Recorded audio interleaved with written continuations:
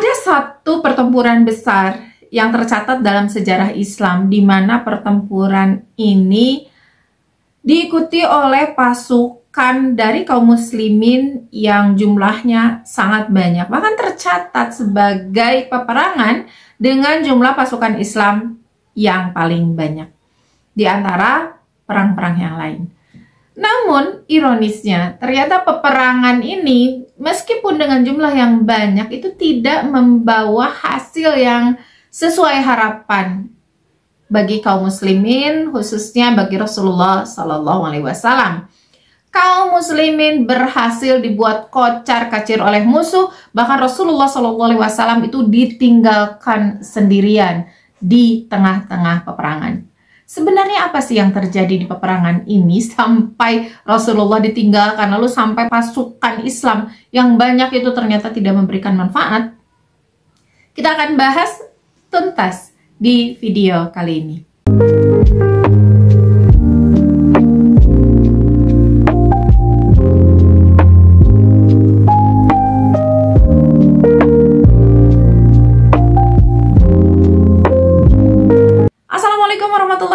Teman pecinta sejarah, apa kabarnya hari ini? Mudah-mudahan dalam keadaan sehat dan selalu dalam lindungan Allah Subhanahu wa Ta'ala. Bertemu lagi dengan saya Anissa Misandi di program Baca Sejarah, masih di serial kronologi sejarah tahun 630 Masehi bertepatan dengan tahun 8 hingga 9 Hijriah. Sebelum ke kisahnya yang akan kita bahas kali ini, kita masuk dulu atau reminder dulu ya, mengingatkan tentang peristiwa-peristiwa penting apa saja yang terjadi di tahun ini. Ada 4 peristiwa penting yang datang dari dunia Islam dan ada 4 peristiwa penting yang datang dari luar dunia Islam. Dari dunia Islam diawali dengan Fathu Mekah yang sudah rampung kita bahas. Kemudian peristiwa yang kedua adalah pertempuran Hunain atau Ghazwah Hunain. Peristiwa yang ketiga adalah Ghazwah Thaif, dan yang keempat kematian Ibrahim putra Rasulullah SAW. 4 peristiwa penting yang datang dari luar dunia Islam yang terjadi bersamaan dengan peristiwa-peristiwa tadi. Yang pertama dan kedua datang dari kerajaan Bizantium, yaitu pengembalian relik salib sejati oleh Heraklius dari Persia ke Yerusalem. Kemudian yang kedua, Heraklius mengeluarkan dekret tentang semua Yahudi harus masuk Kristen. Peristiwa yang ketiga datang dari kerajaan Persia, Sasania, di mana terjadi penobatan Ratu Boran atau Puran sebagai Ratu Persia. Dan terakhir dari India, dari kerajaan Pallava, di mana pemerintahan Mahendrawarman I berakhir dan digantikan oleh pemerintahan Narasimhawarman I. Dan teman pecinta sejarah, inilah peristiwa Perang Hunain yang terjadi di tahun 630 Masehi bertepatan dengan tahun ke-8 Hijriah selengkapnya. Supaya nyambung ya, terakhir kita ingatkan kembali bahwa bahasan terakhir kita kemarin adalah tentang pasukan-pasukan kecil atau saria-saria yang dipimpin oleh 3 sahabat Nabi SAW, yaitu Khalid bin Walid, Amr bin As, dan Sa'ad bin Zaid, yang diutus ke 3 daerah untuk menghancurkan berhala-berhala. Dan sudah bersihlah kota Mekah dengan seluruh perkampungan, perkotaan yang ada di sekeliling Mekah dari penyembahan terhadap berhala, dari kemusyrikan. Sekarang semuanya sudah bertauhid. Tinggal 1-2 mungkin yang masih bertahan dengan agamanya ya. Tetapi secara kenegaraan, secara pemerintahan, agama dari Mekah dan sekitarnya itu telah berganti menjadi Muslim atau menjadi Islam. Dan reminder juga bahwa Rasulullah SAW tinggal di Mekah perkemahannya itu selama 15 hari, itu 2 pekan lebih sedikit ya. Hanya saja sebelum keberangkatan, kepulangan, dan urusan-urusan di kota Mekah sudah selesai, kepemimpinan sudah diberikan kepada gubernur yang baru, kemudian aturan-aturan sudah ditegakkan, tinggal melanjutkan ya, tonggak-tonggaknya itu sudah dipasang, tinggal melanjutkan nih oleh gubernur yang baru. Sehingga Rasulullah SAW memutuskan untuk kembali pulang ke Madinah, sesuai dengan janji beliau kepada orang Ansar bahwa bahwa orang Ansor itu akan mendapatkan Rasulullah SAW bersama mereka hidup dan mati pun bersama mereka. Sehingga ya tentu harus kembali ke Madinah, tidak bisa berlama-lama. Bahkan Rasulullah SAW juga diamnya kan di kemah ya, tidak di rumah beliau yang memang sudah diambil alih kepemilikannya oleh orang-orang Quraisy. Beliau tinggal di kemah beliau di lembah Abu Thalib, di tempat dimana Khadijah istri beliau itu dimakamkan. Sehingga ya kalau di kemah tidak mungkin dong tinggal lama. Nah, setelah urusan selesai 15 hari itu rampung, Rasulullah SAW berniat untuk kembali ke Madinah, menyuruh para sahabat juga untuk melakukan persiapan kembali ke Madinah. Hanya saja terdengar satu kabar yang mengejutkan yang datang dari sekitaran Mekah ya. Dan ini adalah hasil dari inspirasi yang dikirimkan oleh Rasulullah SAW seperti biasa ke perkampungan-perkampungan khususnya yang belum masuk Islam. Berita itu menyebutkan bahwa kaum-kaum dari beberapa kabilah bangsa Arab yang berada di sekitar kota Mekah, seperti kabilah Sakif, kabilah Hawazin, dan lain-lain, itu telah sembunyi-sembunyi mengadakan persiapan-persiapan untuk menyerang Rasulullah SAW dan secara umum untuk menyerang kaum muslimin tentu saja. Berita ini sebetulnya agak mengejutkan ya bagi Rasulullah SAW karena beliau dan para sahabat itu sudah berhasil masuk ke Mekah itu tanpa peperangan, dan itu kan hal yang beliau sangat-sangat idamkan, bahwa Mekah itu futuhnya itu bukan dengan peperangan. Nah udah nyantai-nyantai, maksudnya udah bahagia lah ya, alhamdulillah gitu tidak ada peperangan. Rupanya malah tetap saja terjadi peperangan meskipun itu datang bukan dari orang-orang Quraisy di Mekah ya, tetapi ternyata di sekitaran Mekah yang memang tidak agak jauh lah dari Mekah, tetapi masuk ke dalam, tentu saja masuk ke Jazirah Arab dan lebih dekat ke Mekah dibandingkan dengan ke Madinah. Seperti biasa sebelum mereka menyerang, kaum muslimin dulu yang harus menyerang. Maka dipersiapkanlah tentara untuk menghadang atau untuk menyerang lebih dahulu suku Hawazin dan suku Sakif tadi. Pada umumnya mereka itu belum mau tunduk kepada kaum muslimin karena mereka merasa masih mempunyai perlengkapan yang cukup dan benteng-benteng yang kokoh, kuat, serta besar di Thaif. Karena itu mereka dengan sembunyi-sembunyi mengadakan persekutuan dengan kabilah-kabilah lain dengan tujuan hendak mengadakan penyerangan terhadap tentara Islam. Adapun orang-orang yang diangkat dan ditetapkan oleh mereka sebagai pemimpin dalam peperangan itu adalah Kinanah bin Abu Jail As-Saqafi, ini dari Bani Sakif ya, memimpin Bani Sakif.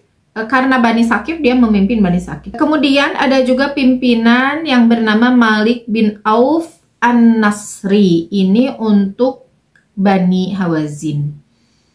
Kemudian ada lagi Duraid ibnu Simmah, ini untuk Bani Jusham. Kemudian ada kabilah-kabilah lain yang bersekutu dengan mereka, yang bersatu dengan mereka untuk menyerang kaum muslimin. Itu ada Bani Bakar dan sebagian dari kabilah Bani Hilal.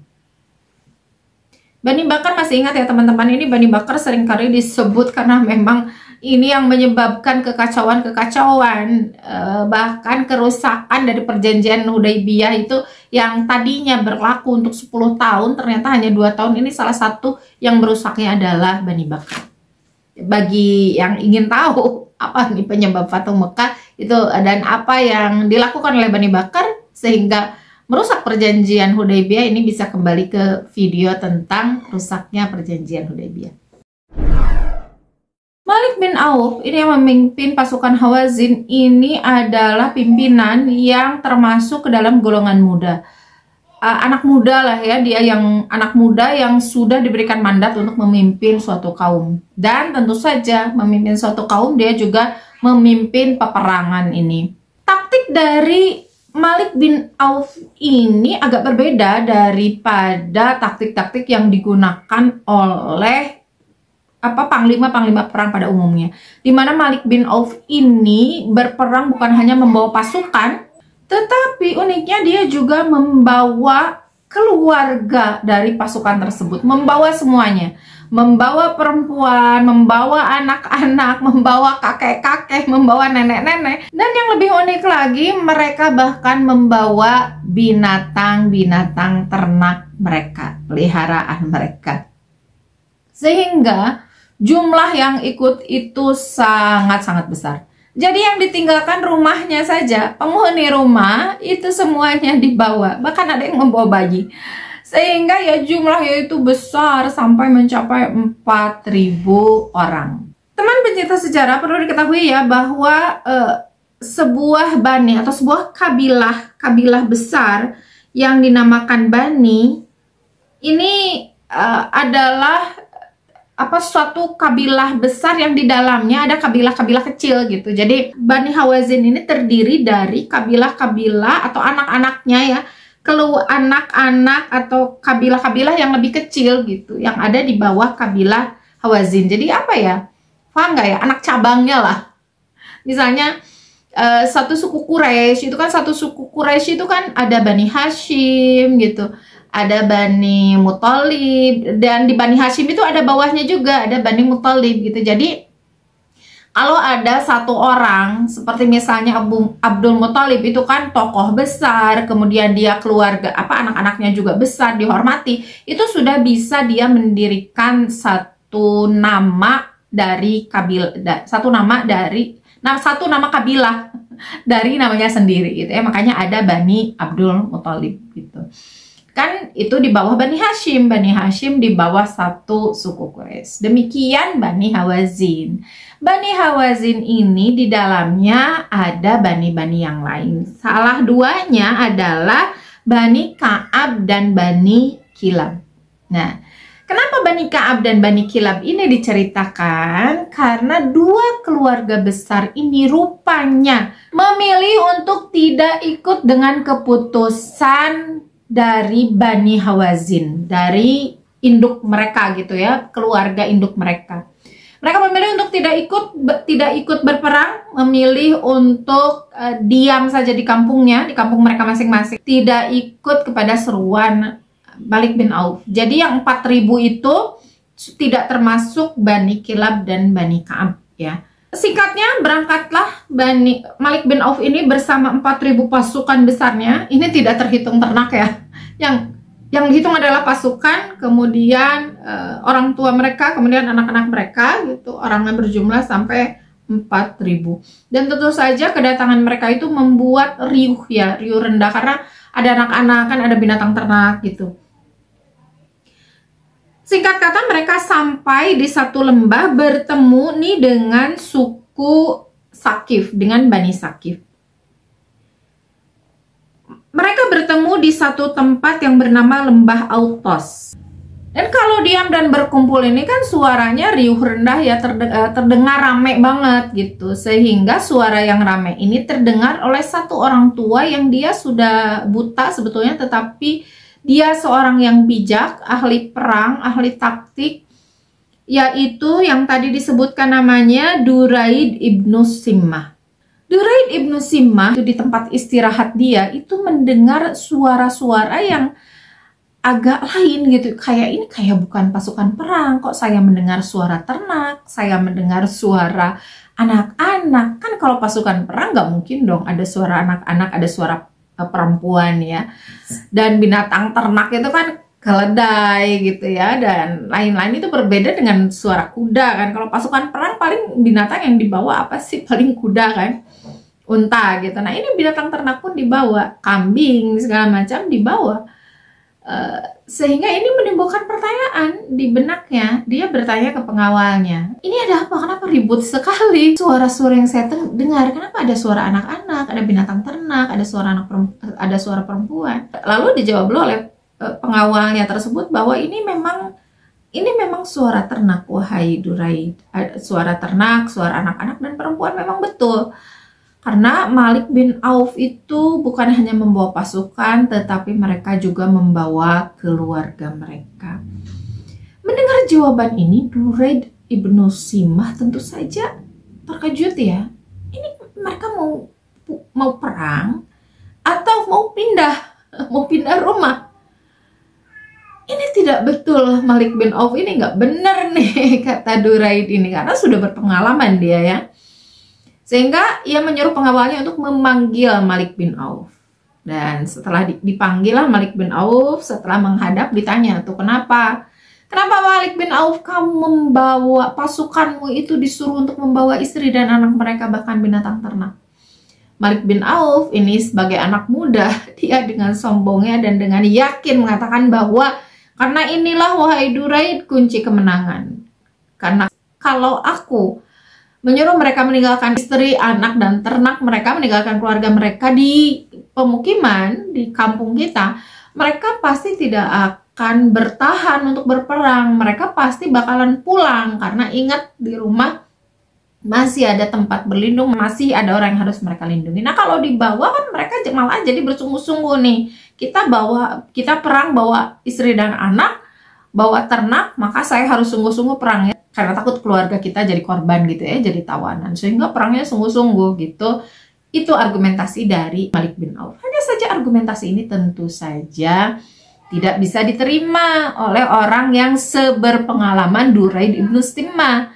Ia mengatakan justru itu yang akan memberatkan pasukan kita, wahai Malik bin Auf. Mereka takut sehingga mereka lekas-lekas berlari ke keluarga mereka dan melindungi keluarga mereka. Mereka tidak fokus nih ke peperangan.